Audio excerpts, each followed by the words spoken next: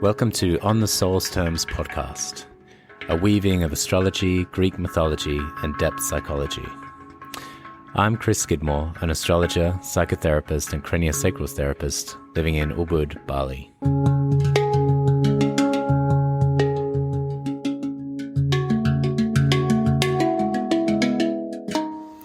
Hello and welcome back to On the Soul's Terms.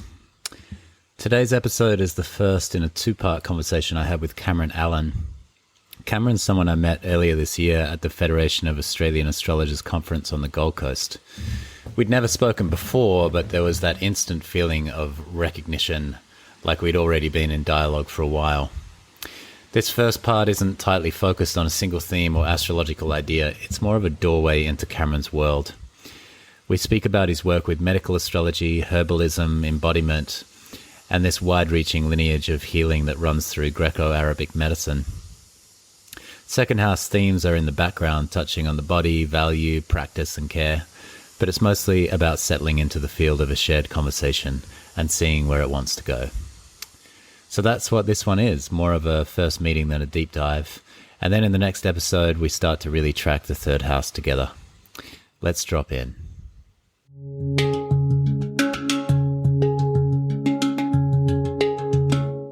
Welcome back to the podcast, and I'm delighted today to be joined by Cameron Allen. Cameron, welcome to the show. Hey, Chris. I'm glad to be here and excited to see your face again, too. Yeah, you too, man. For the audience, Cameron and I have just met once, but it was in a pretty intense environment.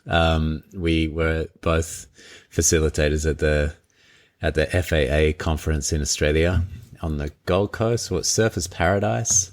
It was an odd little place to be at, Surfers Paradise, but it was an amazing conference, and we just had a pretty epic time. Cameron was in my lecture, and I was in his, and there was definitely a sense of already knowing each other for a fair while, I would say, from my end anyway.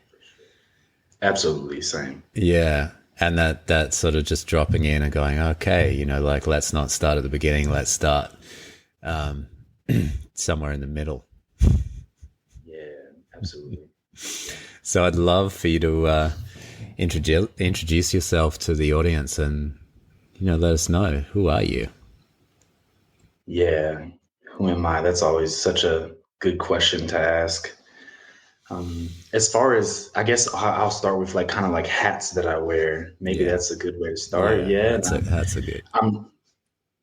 So the hat that I wear in Memphis, Tennessee, specifically where I'm at locally, I'm known as an herbalist mostly, actually. I'm like, people know that I'm an astrologer, but they come to me for my herbal knowledge and wisdom. And also, because I work at the spiritual supply store here in Memphis, Tennessee, I also was once known as like the crystal guy or the juju guy or all these other varieties of things that people started just giving me the names, which was always a nice thing that I've experienced. Like, I've never started saying astrologer, but I've been gifted all of these titles from the people that I've worked with.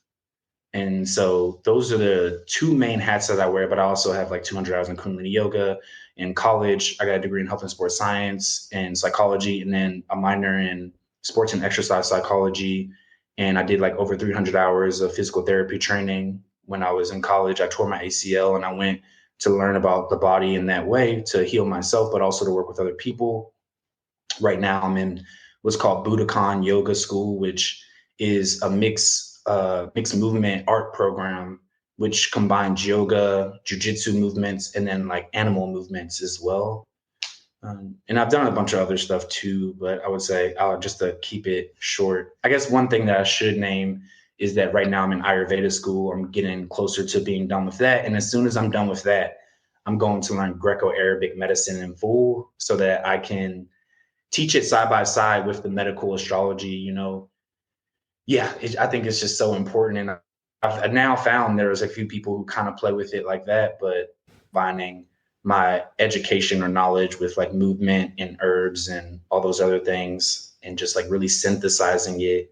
Because I also practice evolutionary astrology. That's where I started with Mark Jones. And then I also went on to learn from a lot of different teachers in traditional astrology as well. So you can kind of see there's just a very concrete traditional astrology thing going on. Then we have the bringing in the soul with evolutionary astrology, but we also have medical astrology and just all the other things that I've experienced in my life, just bridging the gap of those things. And yeah, really just being able to see what they're really calling forth out of me from the information, data, wisdom, knowledge, experience that I've gained through nature, and including my amazing parents too, as well, who have always taught me how to think, not what to think, which has served me very well in my life. Wow, man. You've been busy. That's a lot of things. Yeah. I think that was the thing when I was at your talk. I was like, you kind of had a list of the things. You had it up on a slide. And I was looking down there and like, oh my God, because all of these things that you had mentioned are sort of like lifetimes worth of endeavors. And you've somehow, I don't know, something's like, I get the sense of transmissions or something, like something comes through and all of these things. It's not like I get the sense that, because with so many things, you could almost be a tourist in those things, right?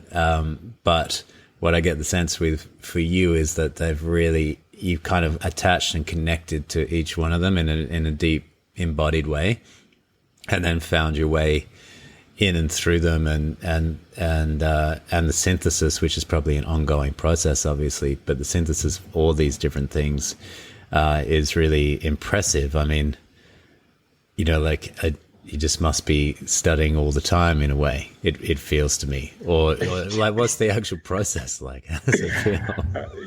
Yeah, totally.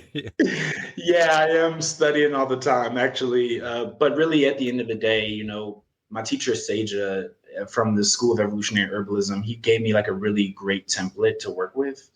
So we kind of see alchemy as the universal translation device of being able to take any information and implement it directly into a system. So we can even think of the masculine, feminine, day, night, yin, yang, all these different things, even in the body. For me, I split it up into like just starting with the lymphatic system and just starting with the nervous system. And so after going to those branches, going to the elements, and then going into what some people could see as cardinal, fixed, or mutable, or in Ayurveda, we will call them the doshas, or in alchemy, we'll call it salt, sulfur, and mercury, right? So body, mind, spirit in that way. And so anything that anyone says automatically goes into that universal translation device. So everything that comes in is just another word or iteration to morph into a mental construct so that I can observe reality and drop the data and information and actually be with the wisdom or like the lived experience or process is actually blossoming forth in any given moment. That's beautiful, man. And it kind of speaks to where we're heading today, or where we're attempting to head today, which is into that second house, but then into the third house, because ultimately what we're recording, what Cameron and I are recording today, which is a bold undertaking, it feels, but I get the sense that there's also that slowing down. Like I think I appreciate that about you energetically. Like it's wild. It's very it's so much information that you have, or that you kind of work in and with, and so many different disciplines and so many different things there. And yet when I feel it very much in the body, like you're also consciously slowing down and making sure that your body's with you. And that's what I really appreciate of like, okay, yeah, this is a great way to work with all of that wisdom that can take you. It can take you up and out, right? Like even astrology can take you up and out, given that it's like Uranian and Hermetic, and it sort of like takes you into the ether. But I appreciate those like yourself that can slow it down and stay embodied throughout that process. And I guess that is part of the second house. But before we get into the second and all of that, one thing I want to pick out of everything that you said is the Greco-Arabic, I think that's what you said. Greco-Arabic medicine. And that was the bit that really, of your talk, that really opened my eyes of this. I think you had said something like, in the East, there are there's like Taoism, and there's traditional Chinese medicine, and all these things. There's obviously, you go over to India and you get the Ayurvedic system, and all these ancient systems that are based off of kind of modes of being and elements and the elementals and things like that. And then in the West, it's like we seem to not have that. So we seem to not have that in the West, so we need to go over to the East. But then, of course, we do have that. And I think that was really what lit up my consciousness when I was hearing you talk about that. So can you go a little bit into that before we get into our other things? Yeah, absolutely. Yeah. So, they call it Greco-Arabic medicine. Some people might have just heard it as Greek medicine proper. But also it's known as Unani Tibb. Unani Tibb, which really does translate to Greek medicine still, just in Arabic, essentially. Okay. And so, so understanding that there's like a confluence or like a sharing of metropolitan areas having to do with Southwest Asia, North Africa, and then some European, like the lower European countries as well back then. And even back then, even what they called Greek, if I'm not mistaken, where they got the word Greek, it was actually even happening in Turkey. Like what it was like, the medicine was in Turkey. So back then too, when it comes to identity, it wasn't necessarily like if you were Greek, that didn't mean that you lived in Greece. It means that you spoke that language. And so it was a different way of like thinking about identity back then. Because even we would say like Hellenistic period, right? And people don't necessarily think of Egypt necessarily. I mean, a lot of people do because they like are in the know, but sometimes people think of it as more, you still think of it as European or Western, but it's not so far to the West actually, And so it's just an interesting thing having to do with the way in which our minds have been shaped to think about information and data that we've been given that kind of like misleads us in that way. And but I can say for sure, from my perspective and current understanding, that Greco-Arabic medicine was just like really this like passed around and developed. And there's times where it was developed more in the Greek world. There was times where it was developed more in the Arabic world. There was times where it was being developed in North Africa more or less. And so it really is like a collective effort medicine. Whereas, we can root Ayurveda directly into India. We can root traditional Chinese medicine directly to China, but Unani Tibb or Greco-Arabic medicine is just like, it's been kind of just like permeating a whole region that consists of 3 different continents really on some level. So it's this interesting thing. And we have lost it with astrology, especially because even when we hear people talk about astrology, a lot of times people say, I don't want to say masculine, feminine. I want to say yin yang, or like, I want to use these Ayurvedic terms. But we have our own terms for all of these things. And that's something that, again, like I'm going to school full force to really attempt to be a steward of like returning that back to its centralized place. And understanding. Because even just, even when we think about traditional astrology, so-called traditional astrology with quotations, because it's not one tradition, it's a bunch of different things going on. There's astrologies, is what one person said so clearly. We even just learning about temperament, if you can see the temperament in a chart, you automatically have some psychological stuff going on there, right? But a lot of times we're usually thinking about, or the mainstream thinks about traditional astrology, that's the kind that predicts stuff. And then modern astrology is psychological, and like these ways of looking at astrology just actually don't do them the true justice that it's really there. Because temperament alone can, I mean, going back to the elements and temperament is just another reflection of the elements, really, to be quite honest. The temperaments are, and for those that don't know what the temperaments are, there's 4 of them, and there's one that's choleric, which corresponds to fire. There's one that's sanguine, that corresponds to air. There's one that's phlegmatic, which corresponds to water, and then there's the melancholic that corresponds to earth. And based off of that, you can understand, or let's say begin to zoom into predispositions of a physiological nature, which will also always reflect in the psychology of the person as well. By knowing these things, if they're a child, you would know how to rear them more efficiently. If they're an adult, you know how to relate to them more harmoniously. And if you're working with them with their diet, then there would be specific foods, or if they're in a specific environment, you can tell them, hey, like you have this issue because you're a cold person and you live in Canada. And that's so simple.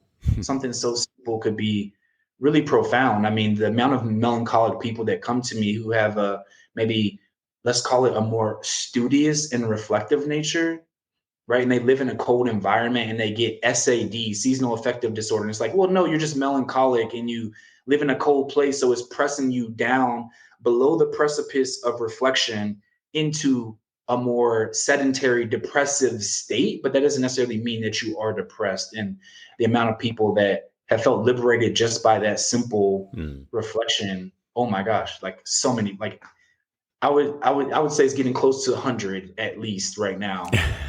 But yeah, so that's just a little bit about that. But I think something else that could be really helpful for people to understand is that if you also understand temperament, you would know what type of activities are good for people in a space and time and reality where a lot of people are conditioned to think, quote unquote, exercise has to be them going to the gym, and then they have to participate in this type of culture that we've cultivated where you have to be a gym bro or you have to go to the gym to do these things, where it's like, no, melancholic, go take a long walk and contemplate.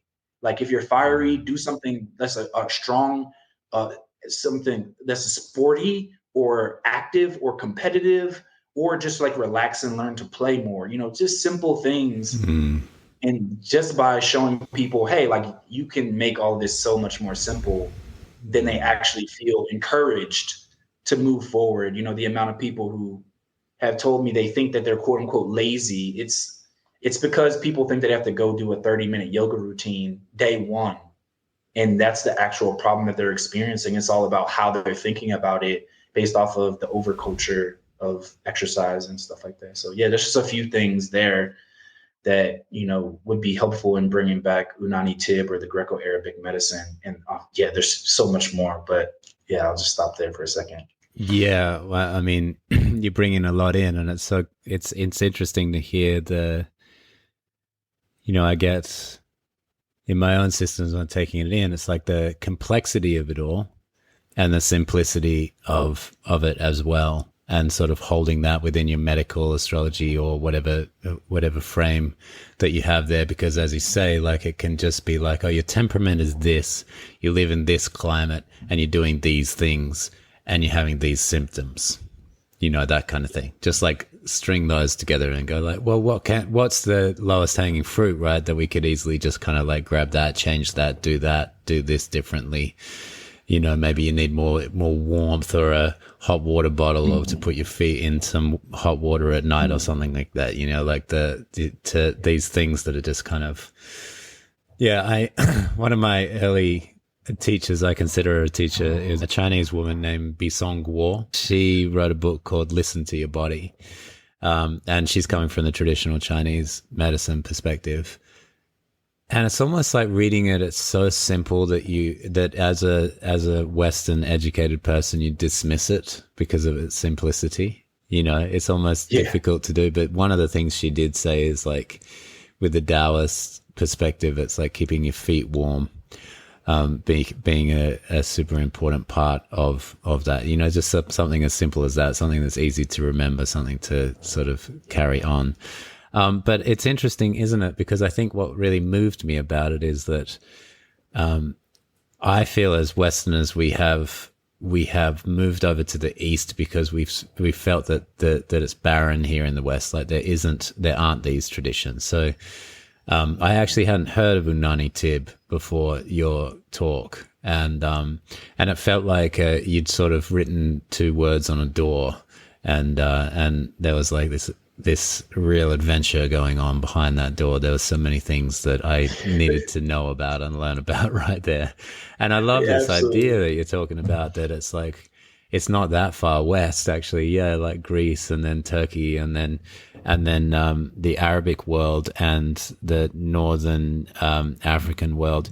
The sharing that was going on for so long, right? For nomads and travelers and tribes that were, or displaced peoples that were wandering and then picking up information and sharing, and that's really the nature of human beings. You know, we're kind of like in this great mystery together, and we want to help each other out. I think that's actually something that's deeply embedded in our nature. And then there's like layers on top of that that separate us out and make us war with each other and do all these kinds of things. But actually the desire to feel good and have others feel good, I think is a natural human trait.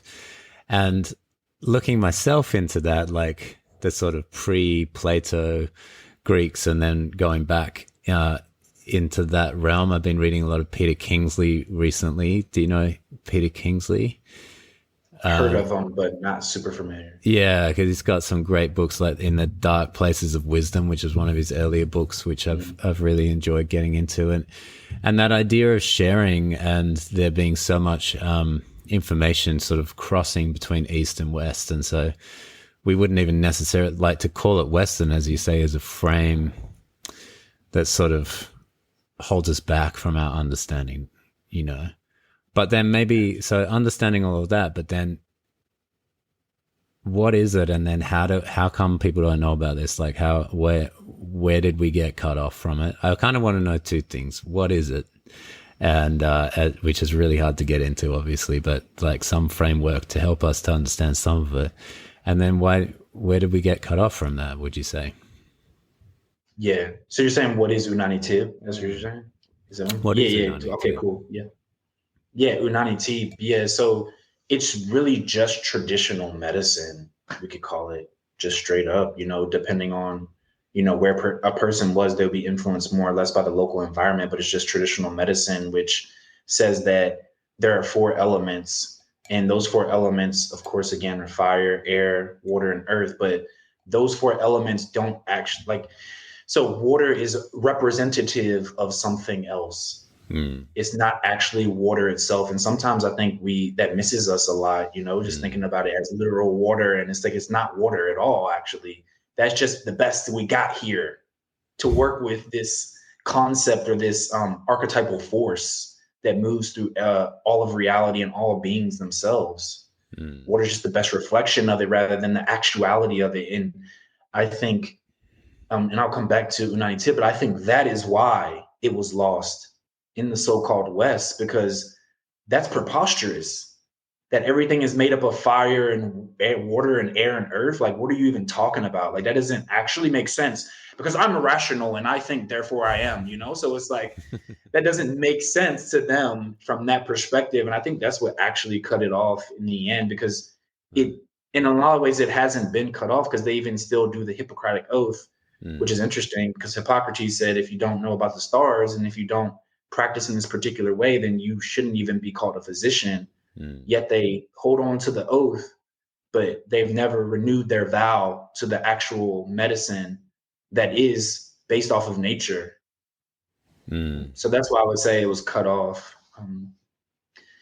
Yeah, I can go into so many other things with Unani Tibb, and I'm hearing a few things, but I'm curious, like what reflection you have. Yeah, well, I mean, when you bring in the Hippocratic Oath, because that connects to, you know, I've been looking into the lost dreaming as part of medicine, and the Hippocratic Oath is a really interesting spot to pause at for a second, because, of course, the early Hippocratic Oath was firstly reverence shown to nature and the gods, right?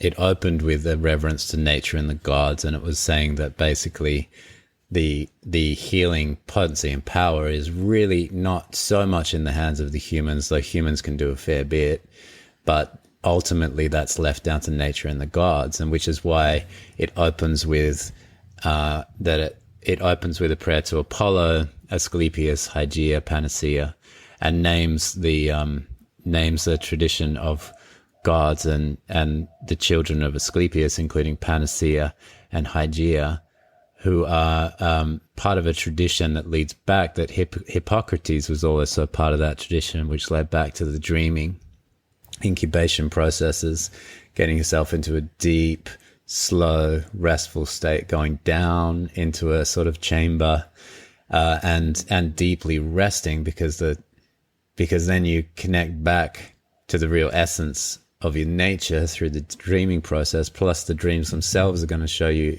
where the illnesses are, or the dreams themselves might do their own healing. And so that's the part for me, is like, Asclepius and Hippocrates, and it seems to me that Hippocrates was like, this is beautiful and amazing. Let's systematize it. Let's make it more accessible. Mm-hmm. So I don't think there's anything there that's like nothing. It's not like I go, oh, and then Hippocrates, he fucked it up. You know what I mean? It's like, no, he's just trying to systematize it so it was more available to people, so like more people get that kind of medicine, right?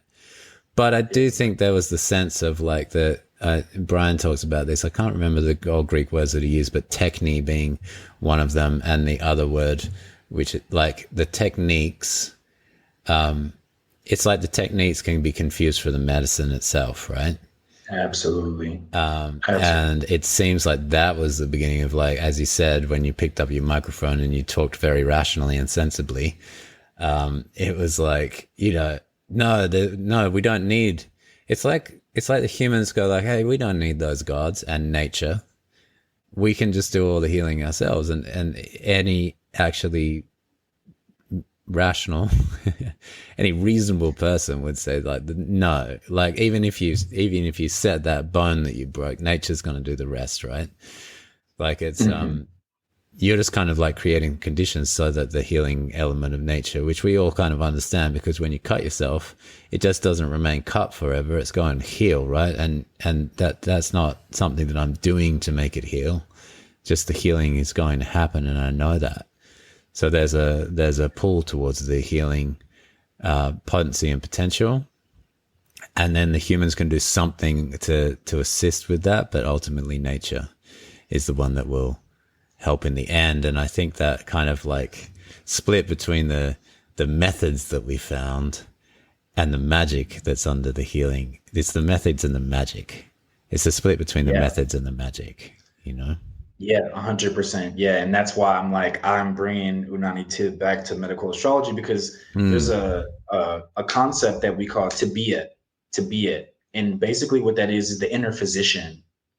Yeah. And so everybody has an inner physician within them, right? And by knowing that, you are just a conduit or of service to the light of nature or the tibia of someone else. And so you're just nudging them in the direction of how they already know how to heal. And we've heard that so many times, and it's embedded within the system in and of itself. Again, as we have come to more, so I think, therefore I am kind of a way of looking at things.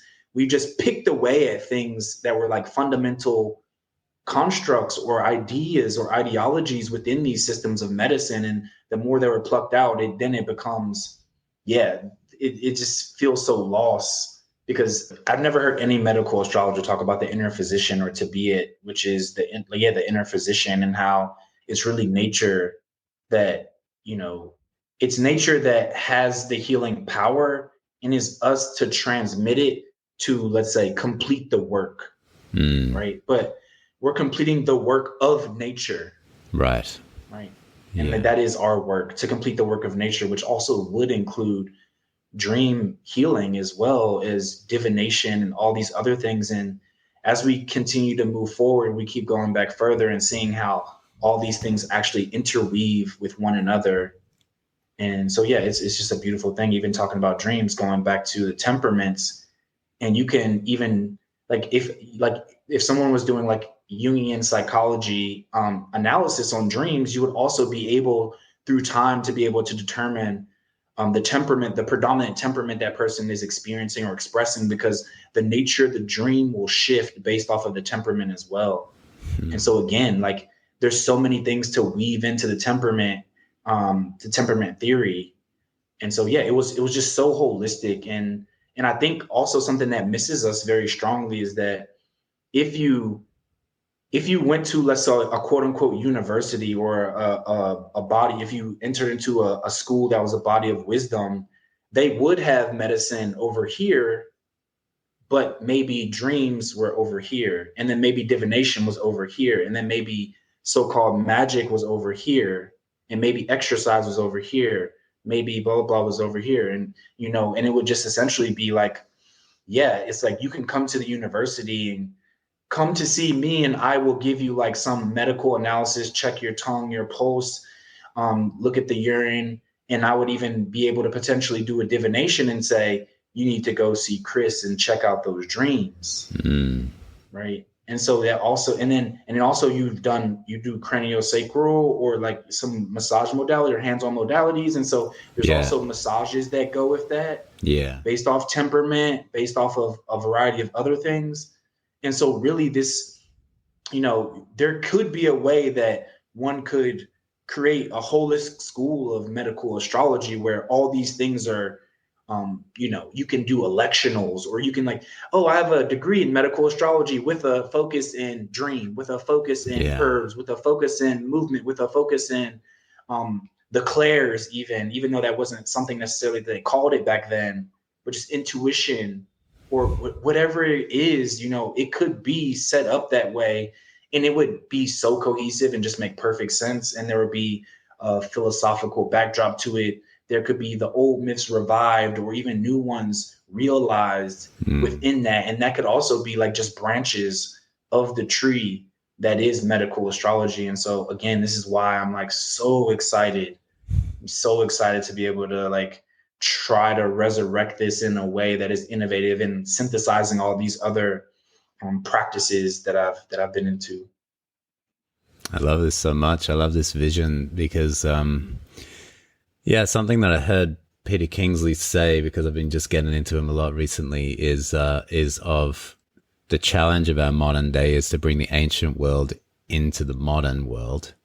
To bring that, like the ancient world isn't back there, right? It's kind of like the same thing you were talking about, like West is over there and East is over there. We have these kind of directional things in our constructs, in our labyrinth-like constructs, psyches, that split things up in such weird ways, But actually the ancient world is still right here, and we just can tap into it. And then, as you said, university is the modeled universe. The university is the model of like bringing all those things into the same place, which could also lead to a holistic style of medicine and medicine practitioners that is like, because I thought about this a few years ago of like the general, this idea that sort of bubbled up a few times of an actual general practitioner who is a holistic general practitioner, right? Who can still have, by the way, surgeries and medicines and pharmaceuticals and everything that is in the current Western model. That's just kind of like a room in the house. It's not the whole house, And so then they can be like, well, before you try out antidepressants, go down, check out Cameron's herbs for a bit and just see how you go off of like a month of those herbs. And he might assign different practices and do a little process with you through the body symptom itself and go into the dreaming of the body. Mm-hmm. And then we'll see, then come back and we'll have a look, because, the last thing we would want is for you to get on some medicines that have like an addictive quality to them, because like if necessary, sure, but if not necessary, then no. Because of course the other thing about Hippocrates, the most famous line is first do no harm, which is like in a holistic model you'd have a much better chance of doing no harm, right? In a model where there is a GP in the middle that has a broad enough knowledge, which is the general side of general practitioner, a broad enough knowledge of health, wellness, medicine, soul, spirit, and all of the elements and all of the modes and all of that, and the astrology, and, enough of the Geminis out there that can take all of that on, but not really go that deep into it all, and then say like, okay, so then this is as far as I can take you, like the Hermes, and now I need to drop you off here at this hearth, right? Like you got to spend some time with this medicine woman, this medicine man, and then come back to me and we'll talk about it. So it's still measurable, it's still Hippocratic in that sense, but it can also, this is exciting because in the background of my mind is like the medicine.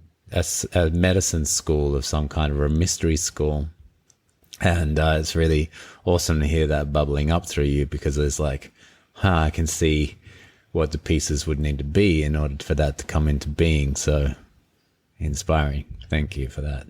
Yeah, Yeah, I'm so excited about that idea, and yeah, curious how it wants to land in reality. Because I Because it does feel want to land in strongly, reality, and so it's got to come through for the humans sure. that are here. Yeah, For yeah, sure, yeah. And I've even had conversations with people about it already and have people in mind that would, uh-huh, yeah, come teach like that, teach anatomy and physiology straight Western versus yeah, someone teaching energetics or, yeah. so yeah, it's one to come through really strong. So we'll see how much time and space is needed for that to be realized. Yeah, exciting. So what I'm hearing in Unani Tibb, am I saying it right? Unani Tibb. What I'm hearing in it is that I've only heard those terms, melancholic, phlegmatic, and all those through the Steiner. I guess Steiner was one of the Yeah. bridges to that then. Is that right? Yeah, absolutely. And he worked with it in a few different ways. From what I've noticed, I haven't seen much from like a more physiological perspective, which might be there and I might just be ignorant to it. But I know like the schooling things that have come up from him are like they're really strong on temperament and just understanding a child's temperament to like be able to treat them in the way of allowing them to have self-knowledge because really it's about self-understanding to start there, is yeah, that's what I know of his work connected to that. And he has been a bridge without doubt.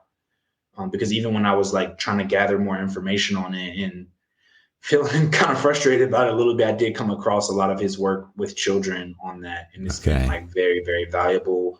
And not only just like how I'm in connection with youth, but also just valuable for myself as like a reflective tool.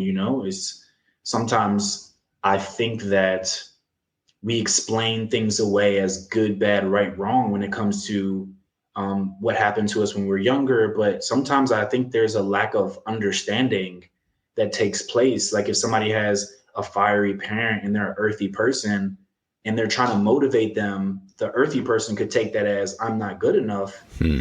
And instead of being like, some parents are like this or this is that, or, making up Hmm. Maybe even a psychological story around that. What if we actually like understood this person and understood this person so that we can understand the harmony or disharmony that was created and be more clear and concise and also still be connective in that way? Yeah, I love that, and actually looking at like there's differences there. I think astrology can be super useful for that. Even like the element that your moon is in.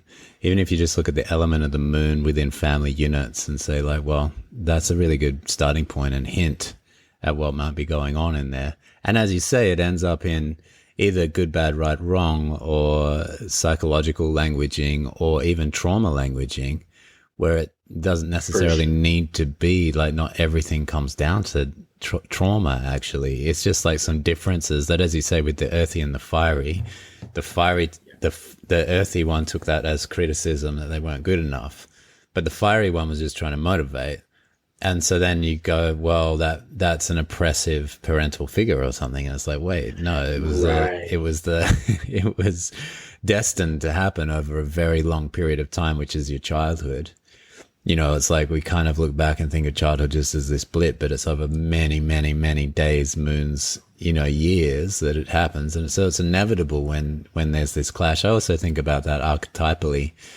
Imagine I think in terms of the gods and goddesses, right? Like, I think about it as terms of like, for instance, mother-daughter relationships. If you have an Aphrodite mother who's really about beauty and physicality, and Artemis daughter who's about sports and Hmm. probably a tomboy and that kind of thing, how that clash would be. But then that would have this impact, and this would kind of like ripple out and then become this trauma field. But it's like, wait, if we could catch it at the start, like, oh, the archetypes ruling you are different than the archetypes ruling her, or father's sons, or any combinations, right? But it's like, oh, you're going to want this child to be like you, but that's incorrect. They're not like you. So then, now how do we adjust based on what we know about this child's soul, right? About this child not as an extension of you, but as their own soul. And also for the child, like this is a parent that's not an extension of you. They're also their own soul, their own sovereign being. And they have their own things to do in this world that don't actually include you, right?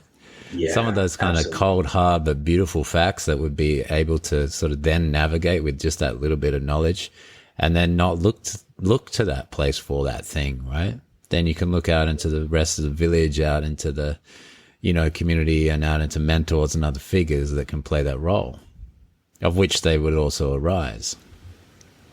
100%. Yeah. And again, like it's just making me think about like ideas around what a school could be around such a thing. And it's like, how beautiful would it be to be able to actually hear that just like from a maybe more psychological perspective, for lack of a better term, but then also 2 semesters later, you hear the same story. I mean, you hear the same narrative, but as myth or as the gods and goddesses. And then you can like actually play with it more and just like understanding that this is like, and also within the way I think about these things, it's like all of it is logical. It is logical. It is rational to combine intuitive nature with linear thinking. Those two things belong together. And the more that people can see it, the more, if somebody's like leaning too hard on their story, they could lean into the cold, hard facts and vice versa. Yeah. And seeing how those two make something more cohesive and embodied, which allows for understanding that continuously breeds peace and clarity. Mm-hmm.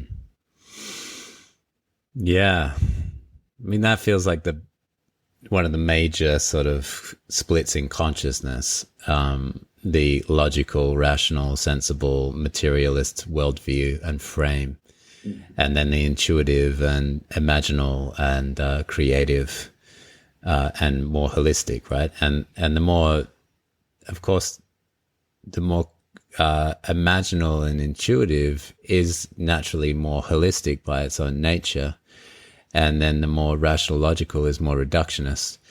And of course, as you said, we need both, because if, as you just said there, which is such a good point, if people are too wrapped up in their stories, yeah, some cold, hard facts would be really good. That'd be some good medicine there, And then if someone's too locked in their cold, hard facts, loosening up the intuition a little.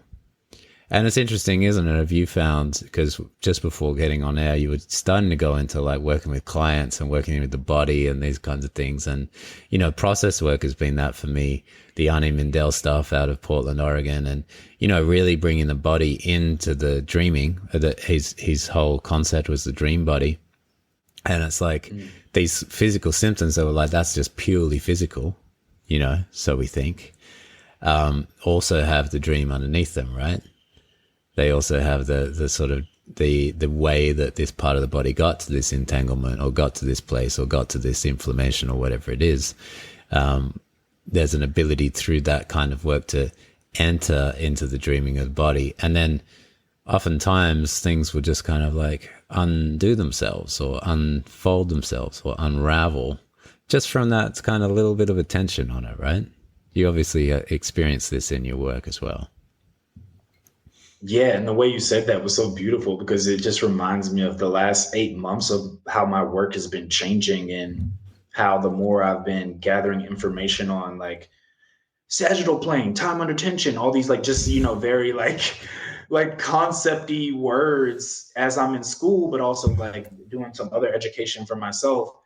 But the way that I enter into these processes with that data and information and potentially facts, and the facts don't necessarily always equate to the truth, but I will just, I would say I dream into it, And so what I was telling you, I have a past student of mine, we're still a student kind of, but we're not working actively together, and she had something going on with her hip, and and immediately when she messaged me, I was just like, okay, we'll just go on a call today and we'll just talk for 15 minutes and we'll just figure it out. And I sat down and just like looked at her chart, and then I didn't even like do all the like first house, sixth house, blah, blah, I just closed my eyes and I just put my hands over top of it. And I just was like, okay, like, I just want to like, whatever you need, just like, let me know throughout this process. And so I started having a conversation with her, and I went into my reductionistic kind of like analysis of what's going on with this, what's going on with that. Then I went into a more emotional kind of like what's going on with your emotions, just to see if it corresponded to anything. And then I was like, okay, cool, we're gonna do some movement. I took a pause, I closed my eyes, I scanned my body, and then immediately I see like her in, maybe it was like 4 or 5 different shapes, let's call it, or postures, we can say. Postures would make sense to people, but I like to call them shapes, right? And so I see her in these shapes, and then I tell her to go into these shapes. None of them were anywhere close to the hips at all.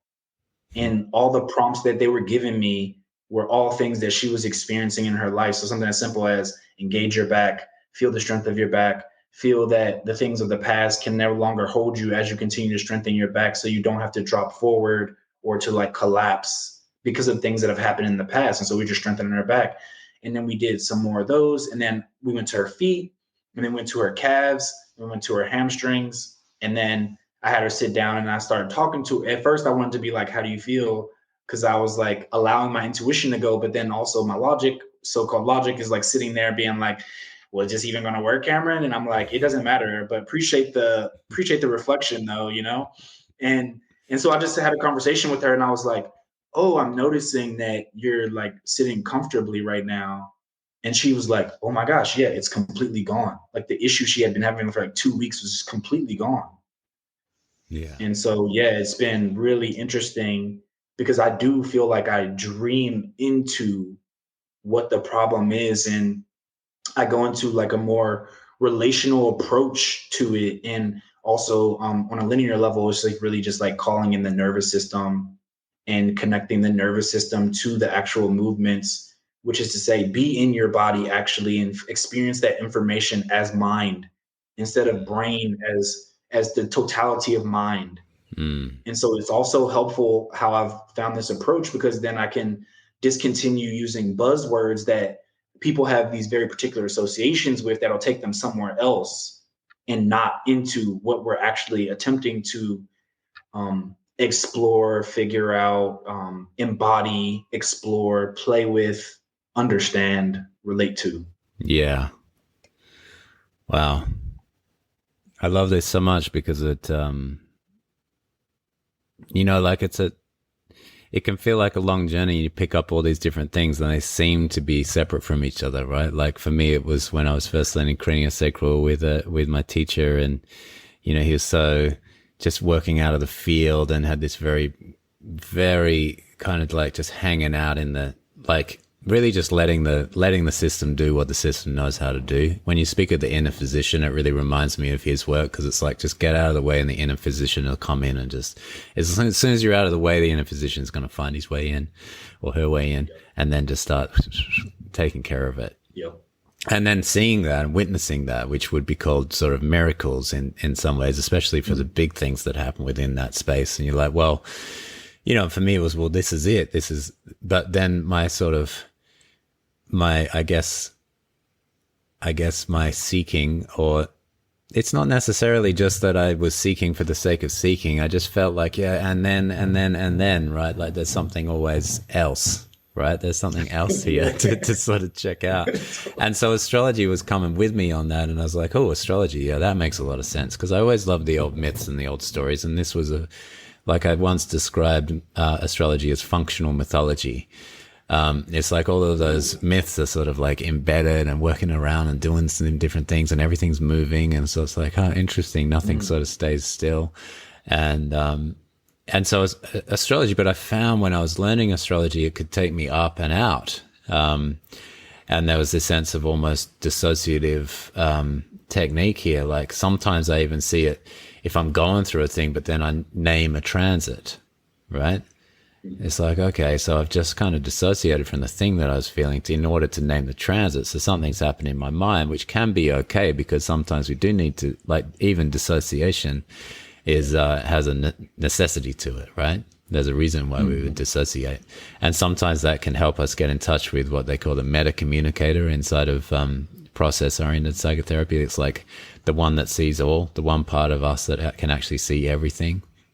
So in order to maybe get to the meta communicator, we need to dissociate a little. But then I found like astrology could keep taking me out. And so I needed to come back in, and craniosacral was like the really, really in though, you know, like the kind of like the all the way in to the fluids of your body and your full like felt experience. And I always felt kind of split between these two disciplines, and learning process work was the way to bridge them. But then I'm hearing all these, you know, like what's exciting is like, and still I know just like a fraction of a fraction, which is actually an exciting thing. Like it's you So know, exciting. yeah. Yeah. It can be depressing. It's like, wow, really 20 years and I know a fraction of a fraction. But actually that's the beauty, right? Exactly. Because as you said, when you're in the moment with the person and you're following along those threads together, and you're trying to tell that rational side, like, hey, you know, the rational side steps in, hey, don't forget you should be doing this and that. And you're not even dealing with the actual problem. It's like, okay, thank you for your input. And then just continuing to dream in and to dream in. And then oddly enough, like in that session, your client's sitting comfortably and something happened while you were doing all this sort of stuff, right? While you were in the, and maybe you were sort of following like only a fine-tuned intuition can follow the exactitudes of all of those different kind of like moments of like just how specific it can be, like holding the back or whatever else you went into that ends up that the hip or the, you know, whatever the central symptom is displaying all of that, but there's so much more to uncover. There's so many more places to go in the system, and then everything opens up and the whole system's available again. Yeah. Yeah. Which at the end of that, it was just another pointing finger towards relationality and how all things are related. And yeah, and like you're saying, like when someone's being intuitive, they are kind of feeling the whole of a thing. And so just being able to tap into that field, yeah, it's just so helpful. And obviously the many, many hours of study of other things too can add to that and is vital as well. But yeah, just those two things belong together. Anything else to me now is, yeah, it just doesn't make sense at all. Yeah, 100%. And it makes me even think about how this has actually always been a thing. You know, when you actually go into Ayurveda, or a yoga practice in like yoga philosophy, rather, they will show that there were actually schools of thought that were more linear, and they thought that the people sitting in front of Shiva were, I guess for lack of a better term, they thought they were woo woo because they were rational and materialists, and then that one just happened to win out. And even like we could say for astrology, like to me, one thing in so-called traditional astrology that like really blew my mind was the idea that you could look at somebody's chart and calculate the daimon or the spirit that is guiding them in this life and this reality. And I'm like, you telling me you can calculate that on something? I'm like, that can't be it. That can't be it. So I'm like, I've already had all these experiences myself using evolutionary astrology, and they don't even talk about such a thing. And I've had these experiences already, you know, and back in the day, there was this cat named Yamblicus. I don't know if you're familiar with Yamblicus, but he was more theurgic, let's say, where he was like embodying the wisdom and like letting things come through. And he was basically like scoffing at people. Like, you think you can look at a chart and calculate the being that is following you through this whole existence through a calculation?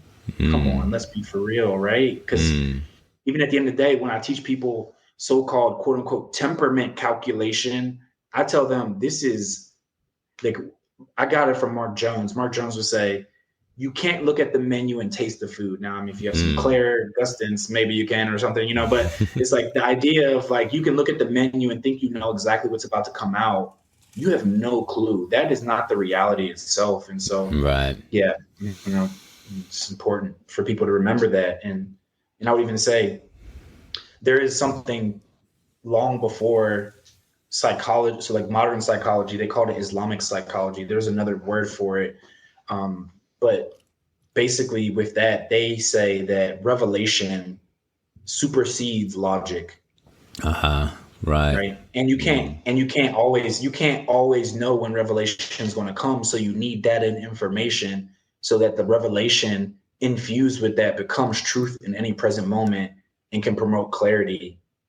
And that's why, you know, at the end of the day, I would say they're consorts even. So Yeah. Anyway. Say more about that. Consorts. Yeah, they're in a marriage.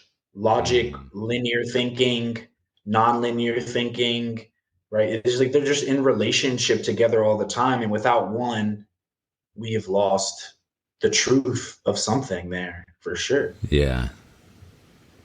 Yeah, and so that's the sort of split, or that's the metaphorical split between those two that Mm. seems to be at the heart of a lot of things. Oh my You know? gosh. Yeah. I mean,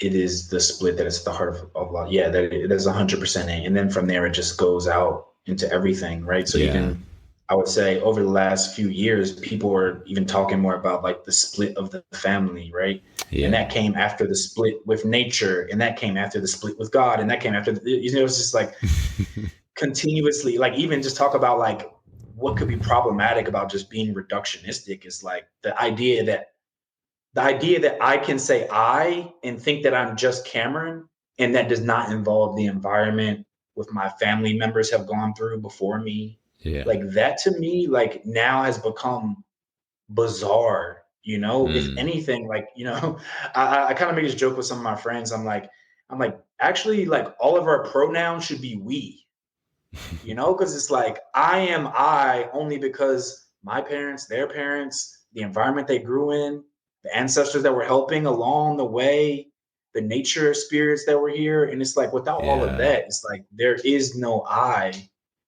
Yeah. Yeah. Yeah. And yeah, that reminds me of someone told a story. I think it was they were referring to like a tribe in Africa where to bring, say, your daughter to the clinic and say she has a problem would just be like the most strange thing. But to bring the daughter and say our family is sick, right? So rather than say my daughter is sick, to say our family has a sickness, and that sickness is now manifesting itself through our daughter. And just that one thing, like, always struck me of like, yeah, this individual, this the root of the word idiot comes from that as well. One who thinks that they're alone, is an idiot, because it's like an idiot, like a ID, like it's just the one. And the word Yeah. idiot actually refers to somebody who thinks that it's just them. Ooh. Oh, I love That's what that. idiot Oh means. man. That makes like so it's much like it's just sense. me, or that it could be Yeah. just that just one of us. And I think especially for psychological, like I think one of the things in the modern world is like psychological language has become so prevalent in this world, which unfortunately is used to the point of again saying like that person has the problem but I don't have the problem. And just sort of like passing it off, and especially within family dynamics, right? That person is the addict and that person is so then somebody Yes. absorbs a lot of that energy, and then Yes. obviously plays it out, and then plays it out in probably terrible ways and proves themselves to be that person Yeah. after a while. 100%. Oh my gosh. Yeah. I remember my teacher telling me a story about when she was training in Africa, and she was saying that basically she kind of talks about it as like a reverse, what do they call that? When you bring somebody in, intervention, it's like a reverse intervention, basically, right? Like basically you sit the person down in front of everybody in a circle, and everybody tells them how they contributed to the thing that is so-called the problem, so that we can all work on it with each other, Oh so it's just wow. exactly what you're saying, but it's like literally the opposite of it, where we're like, hey, like you got a problem, buddy. It's like everybody sits down and is like, I remember when we were 7 and I called you this name, and Oh I can wow. see how that like has contributed to that, and I love you and I'm sorry for that. Fuck. Wow. The reverse of the intervention. Oh my god. Yeah. Like just ownership. And then therefore taking the psychic weight off the person, and therefore, them not having, because of course the word psyche in Greek was the same word for butterfly. So the psyche needs to have a lightness to it in order to sort of fly and do its thing, right? And if it's weighed down by everybody else's noise, and projections and everything. Can't fly, right?